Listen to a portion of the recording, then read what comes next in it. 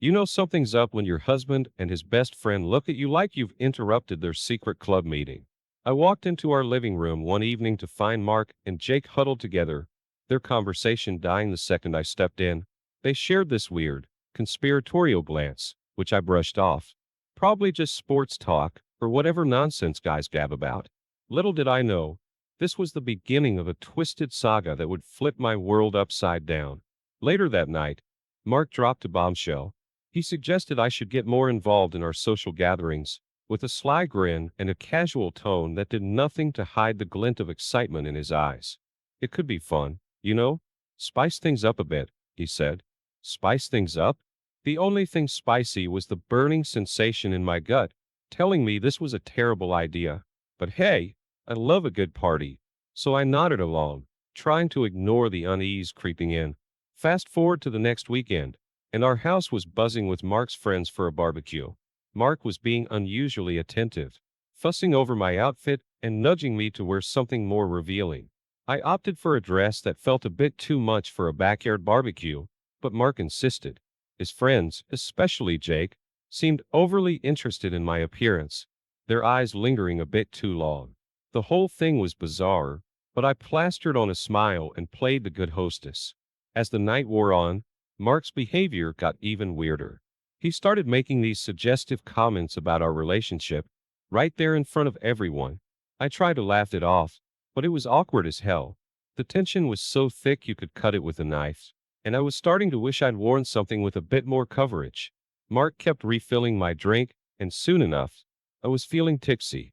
He pulled me aside, his excitement barely contained as he whispered about a surprise he had planned for later. His tone was a mix of nerves and eagerness that did nothing to quell my growing unease. I was starting to suspect that his idea of fun and mine were miles apart. When the party wound down and his friends were getting ready to leave, Mark halted them. "How about a game of truth or dare?" he suggested with a mischievous grin.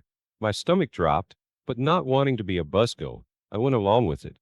The dares quickly escalated from silly to wildly inappropriate, and I found myself trapped in a game I desperately wanted out of. The final dare was directed at me.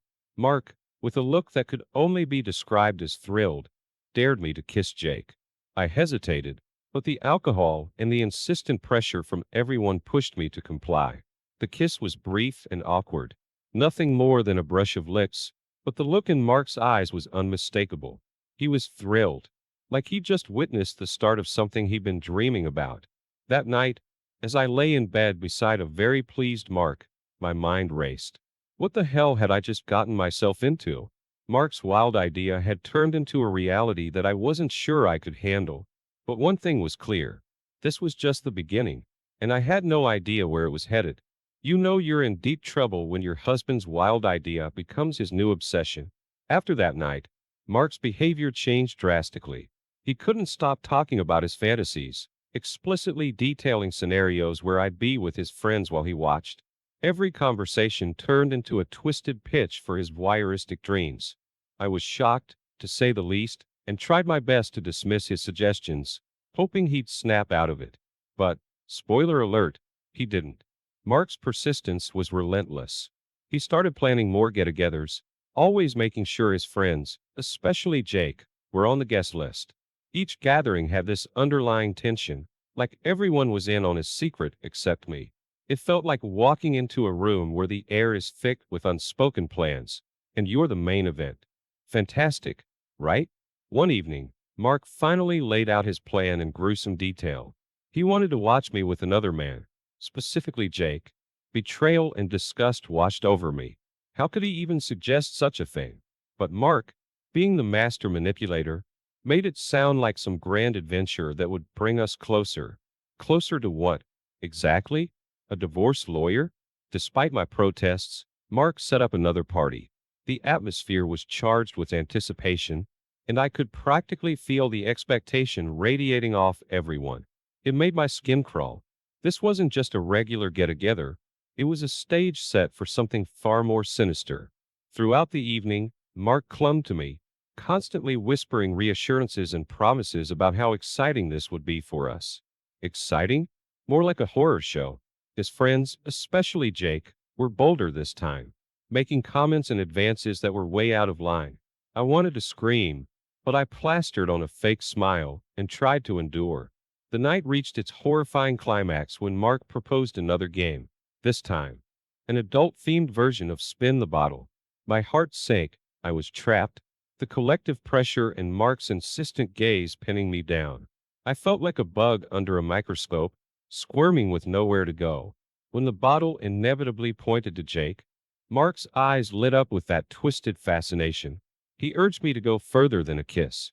My heart pounded, and I could feel the blood rushing in my ears. Reluctantly, I complied, feeling both humiliated and enraged. The room fell silent, everyone watching with bated breath. Mark's expression was one of rapt joy, like a kid at Christmas. Only this was no gift, it was a nightmare. In that moment, I realized I was nothing more than a pawn in Mark's sick game. My marriage, my dignity, everything was being sacrificed on the altar of his perverse fantasies. Something had to change, but I had no idea how to escape this twisted reality. As the night dragged on, I knew one thing for sure. This was only the beginning of a dark and treacherous path, and I had to find a way out before it consumed me completely. You ever feel like you're living in a nightmare you can't wake up from? The following week, Mark's requests took a dark turn. He became more direct, more frequent with his demands. He wanted to arrange private meetings between me and his friends, alone, where he could watch. I felt cornered, confused, questioning our entire relationship. How did we go from Sunday brunches and lazy afternoons to this twisted fantasy world? Mark, ever the master manipulator, convinced me to meet Jake alone, promising it would strengthen our marriage. Strengthen? More like obliterate. Despite my reservations, I agreed, hoping to find some way to dissuade Mark from this obsession. Maybe if I just played along a little, he'd snap out of it. Spoiler, he didn't. The meeting with Jake was awkward and tense. He seemed to relish my discomfort, his smirk making my skin crawl. It was like he enjoyed the power dynamic, the fact that I was there against my will. I felt increasingly isolated and vulnerable, trapped in this sick game that Mark had set up. And the worst part? I knew Mark was watching, his excitement palpable even in his absence. When I got home, Mark's eyes were practically glowing. He bombarded me with questions about every detail of the encounter. His obsession was spiraling out of control, and I felt like I was losing my grip on reality. This wasn't the man I married. This was a stranger with a dangerous fetish. But it didn't stop there. Oh no. Mark arranged another meeting, this time with a different friend, Chris. Each encounter became more invasive, more degrading, with Mark's friends taking liberties I never consented to. It was like they were following some unspoken script, each act pushing my boundaries further. I started avoiding social gatherings, making excuses to stay away from Mark's friends. The tension at home was unbearable, with Mark becoming increasingly irritable and demanding. Then, the bombshell, Mark's demands escalated to the point where you wanted to involve multiple friends at once. The thought horrified me. This was it, the line I couldn't cross. I finally put my foot down, refusing to participate. Mark's reaction was explosive, revealing a side of him I had never seen before. His fury was a storm, and I was caught in the eye of it. "Why are you doing this?" I demanded, my voice shaking but resolute. "Because it excites me," he shouted back, his face contorted with a mix of anger and something darker. "It's the only thing that excites me anymore." I stood there, stunned, as the reality of his words sank in. This wasn't about us, about strengthening our marriage. This was about him and his twisted desires.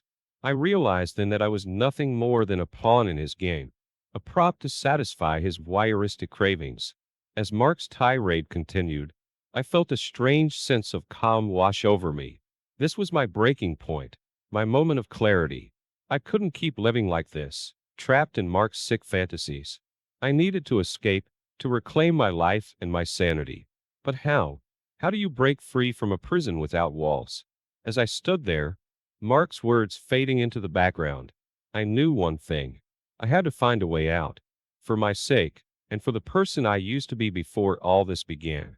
Mark became a ghost in our house, and not the friendly kind. After I put my foot down, he turned distant and cold, barely speaking to me. He spent hours on his computer or out with his friends. I felt like a prisoner in my own home, constantly on edge, wondering what fresh hell he was concocting. This was no way to live. I decided enough was enough.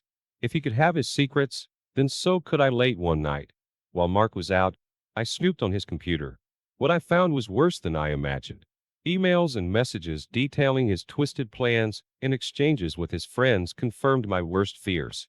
They were all in on it, eagerly awaiting their turn. It was like discovering a script to a horror movie, starring me as the unwitting lead. Among the messages, one stood out, an email from an unknown woman. She wrote about their past encounters, hinting that Mark had been involved in similar activities long before we were married. This revelation shattered any remaining trust one had in him. The man I thought I knew was a complete stranger. I confronted Mark with the evidence, demanding answers. He was defensive at first, but eventually, the truth spilled out.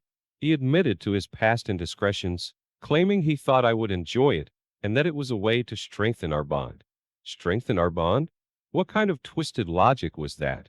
Any love I had left for him turned to ashes in that moment. Feeling utterly betrayed, I confided in my best friend, Laura. She was shocked and urged me to leave Mark, offering her support and a place to stay. I felt torn between my lingering feelings for Mark and the need to protect myself. Laura's offer was a lifeline, but I wasn't sure if I had the strength to take it. Things escalated quickly. Mark's friends, emboldened by his previous encouragement, started to pressure me directly. They made inappropriate comments and advances, even outside of social gatherings. It was like they thought I was fair game now. I felt unsafe in my own skin. Every day a fresh reminder of how deep this nightmare went. Desperate for a solution, I sought legal advice. The lawyer was blunt but kind, suggesting I gather more evidence of Mark's actions to build a strong case for a potential divorce and restraining order. This gave me a sense of purpose and a plan. It was time to fight back, to reclaim my life from this sick circus. I started documenting everything, every inappropriate comment, every unsettling encounter. I noted it all down. I installed a hidden camera in our living room, catching Mark and his friends' conversations. Each piece of evidence was a step closer to freedom. Through it all, Mark continued his charade, oblivious to my growing resistance. His coldness was now a shield, protecting him from facing the monster he'd become. But I wasn't going to let him win. Not this time. Every night, I'd lie in bed, my heart pounding, plotting my escape. I felt like a character in one of those crime dramas, meticulously planning each move, knowing that one misstep could mean disaster. But this was real life, my life, and I was done playing the victim. The tension in our home was unbearable, a silent war brewing beneath the surface. Mark's demands, his friends' advances, my secret preparations, it was all building to a breaking point. And when it came, I'd be ready. For now, all I could do was wait, watch, and prepare for the moment I could finally break free from this nightmare and reclaim my life. It's amazing how quickly your life can turn into a spy thriller when your husband loses his mind. I began documenting every encounter, saving messages and recording conversations. Mark's behavior was becoming increasingly erratic, which actually made it easier to gather incriminating evidence without him suspecting a thing. He was too wrapped up in his delusions to notice my secret detective work. One night, during a particularly disturbing encounter, I managed to record Mark and his friends discussing explicit details of their plans. They were laughing and joking about it as if they were planning a weekend getaway, not ruining lives. That recording was the smoking gun I needed. This was my golden ticket out of this nightmare.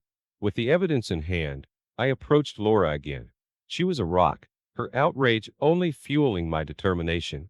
We found a secure location to store the recordings and emails, ensuring they were safe from Mark's reach. I felt a small sense of victory, like a soldier finding a safe bunker amidst the chaos. But Mark's behavior kept escalating. He started making threats when I resisted his demands, his tone shifting from persuasive to menacing. The situation was becoming increasingly volatile, and I knew I needed to act quickly. This wasn't just about my dignity anymore, it was about my safety. I filed for a restraining order, presenting the evidence to the court. The judge, clearly appalled by what he saw, granted the order. Mark was served with the from contacting me or coming near our home. It was a small but significant win, a barrier between me and his madness. Of course, Mark didn't take it lying down. He tried to contact me through his friends, who began harassing me incessantly. I reported each incident to the police, each report strengthening my case against him. But the harassment kept coming, like a relentless tide, each wave eroding my sense of security a little more. The harassment became more aggressive, culminating in a confrontation at my workplace. One of Mark's friends, emboldened by his delusions, cornered me, spewing threats and vile suggestions. That was the final straw. I realized I needed to take more drastic steps to ensure my safety. It was time to leave the city and disappear from Mark's radar. With Laura's help, I secured a new job in a different city. We worked in secret, moving like shadows, making sure no one was the wiser. I started making arrangements to move, packing my life into boxes with the precision of a surgeon. Every item, every moment, every memory had to be carefully considered. I had to leave no trace. I kept my plans secret, knowing that Mark and his friends were still watching me closely. Every day felt like a balancing act, walking a tightrope above a pit of snakes. But for the first time in a long while, I felt a glimmer of hope. A new city, a new job, a new start, it was all within reach. As the moving day approached, my nerves were a tangled mess, but I held on to the thought of freedom. Mark had turned our marriage into a prison, but I was breaking out. With Laura by my side, my escape was within sight. This was my chance to reclaim my life, and I was ready to take it. The morning of the move, I left a note for Mark. Not an explanation, not a plea, just a statement. Undone. It was both a farewell and a declaration of independence. As I drove away, the weight of years lifted off my shoulders. I was leaving behind a chapter of my life, scarred and battered, but not defeated. The future was uncertain, but it was mine to shape, and that was a victory worth every battle. Leaving him was like executing a prison break. Everything had to be flawless. I discreetly packed my belongings and arranged for a moving company to come while Mark was at work. Timing was everything. I couldn't risk a confrontation. Each item I placed in a box felt like a small victory, a piece of my freedom. I was like a spy in my own home, moving silently, my heart pounding with every sound. On the day of the move, Laura and her husband came to help me. We worked quickly, our movements synchronized like a well-rehearsed dance. Essentials into their car, the rest into the moving truck. We were out before Mark could even think about coming home. The relief was overwhelming. As we drove away, I looked back at the house that had become my prison and felt the weight of years lift off my shoulders. For the first time in a long time, I could breathe. I stayed with Laura for a few days, finalizing my new job and apartment details. Mark's attempts to contact me intensified. Calls, texts, emails. It was like he could sense I was slipping through his fingers. But the restraining order and my impending move provided a buffer. Each time my phone buzzed with a new message, I felt a mixture of fear and vindication. He couldn't touch me now. Arriving in the new city felt like stepping into a different world. My new apartment was small but safe, and that was all that mattered. I focused on settling into my new job, a welcome distraction from the chaos I had left behind. Rebuilding my life was daunting, but it was a challenge I embraced. Every new routine, every unfamiliar street, was a step away from my past. Mark's harassment continued from afar. Threatening messages and attempts to locate me cast a shadow over my newfound freedom. I changed my phone number and ensured my address remained confidential. Despite the distance, the fear that he would find me lingered like a dark cloud. I took self-defense classes and installed security measures in my apartment. If he did come for me, he'd find I wasn't the same person he tried to control. Laura visited often, her presence a lifeline in this sea of uncertainty. She helped me navigate the emotional and practical challenges of starting over. With every visit, she reminded me that I was stronger than I realized. Her unwavering support was the anchor that kept me grounded. Slowly, I began to rebuild my social life. Making new friends was a cautious endeavor, but I found a few kindred spirits who welcomed me into their circle. Each new connection was a small victory, a step towards reclaiming my identity. The fear of Mark's return lingered, a shadow at the edge of my new life. But I refused to let it control me. I had come too far to let him take anything more from me. One evening, as I sat in my cozy apartment, I realized how far I had come. The woman who trembled at the thought of her husband's anger was gone. In her place was someone who had faced the worst and survived. My journey wasn't over, but for the first time, I felt like I was walking towards a future I could shape. And that was a victory worth celebrating. You'd think freedom would feel like a weight lifted, but instead, it's a constant game of looking over your shoulder. Months had passed, and finally, I received a court date for the divorce proceedings. This was it, the final step in breaking free from Mark's control. I prepared meticulously, with Laura and my lawyer's support. Every piece of evidence, every documented threat was ready to present. I needed to make sure Mark couldn't weasel his way out of this one. The day of the court hearing arrived, and I felt a mix of anxiety and determination. Seeing Mark in the courtroom was difficult, his smug demeanor only strengthening my resolve. He looked at me like he still had some control, but I was ready to show him otherwise. My lawyer presented the evidence of Mark's actions, detailing the harassment and emotional abuse. Watching the judge's reaction gave me hope, sympathy, disgust at Mark's behavior. Mark's defense was weak, a pathetic attempt to downplay his actions. It was almost satisfying to see him squirm. After the hearing, Mark tried to approach me, his anger bubbling to the surface. Court officers intervened, their presence a reminder that he no longer had any power over me. His outburst was loud and furious, but it only confirmed that I had made the right decision to leave him. The judge granted the divorce and issued a permanent restraining order against Mark. The legal victory was a huge relief, but I knew I still had to be cautious. A piece of paper wouldn't stop a determined man, but it was a start, a formal acknowledgement that I was no longer tied to him. In the weeks following the hearing, Mark's attempts to contact me ceased. For the first time in ages, I felt a sense of peace. Maybe he had finally accepted the outcome and would leave me alone. Life began to settle into a new rhythm. I focused on my work and new friendships, finding joy in the small victories of daily life. Each normal day felt like a treasure. Then, one evening as I returned home from work, I found a bouquet of flowers at my doorstep. The card wasn't signed, but the message was clear: I'm watching. My heart sank, knowing that Mark wasn't done yet. It felt like a punch to the gut, a cruel reminder that my nightmare wasn't over. I reported the incident to the police, reinforcing the restraining order. They increased patrols in my area, but the fear returned, wrapping around me like a suffocating blanket.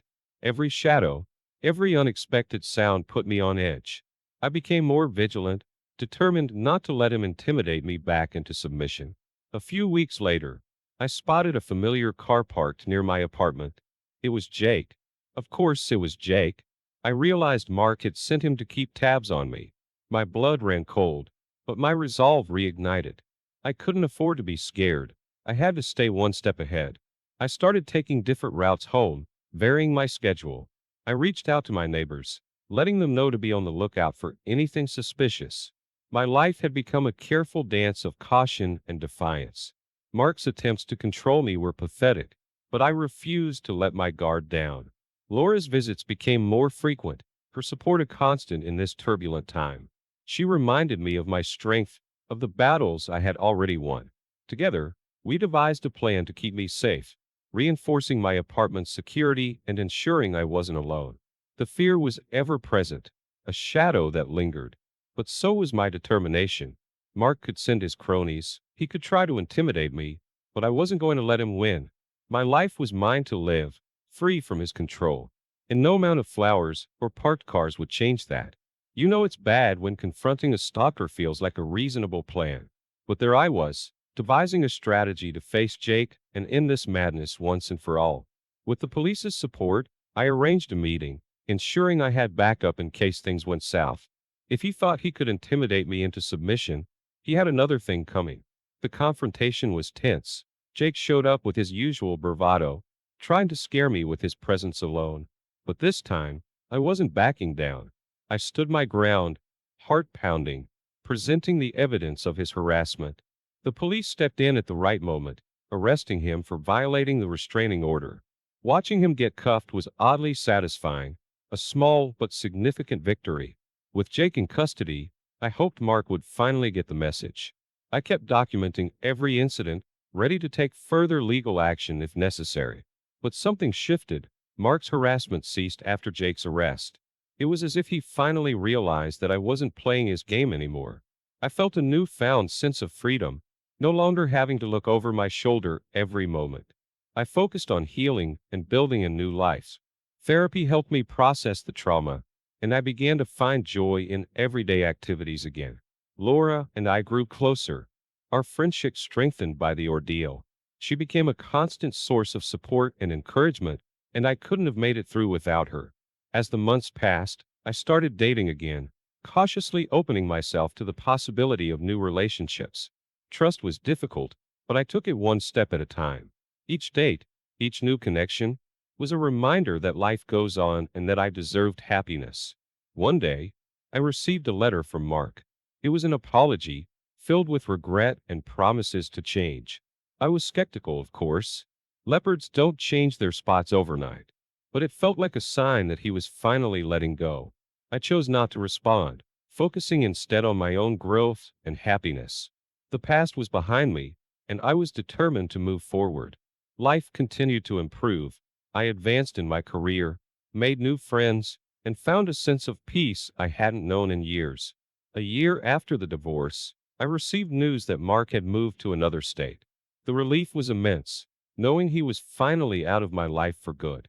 I threw a small celebration with Laura and my new friends, marking the end of a dark chapter and the beginning of a brighter future.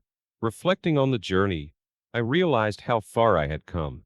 The experience had made me stronger, more resilient, and determined to never let anyone control me again. I began volunteering at a local shelter, helping other women who had faced similar situations. Sharing my story was cathartic and empowering, providing a sense of purpose. New opportunities arose, both personally and professionally. I embraced each one, grateful for the second chance at life and love. Surrounded by supportive friends and a new sense of self-worth, I finally felt at peace. The past had shaped me, but it no longer defined me. My future was bright, and I was ready to embrace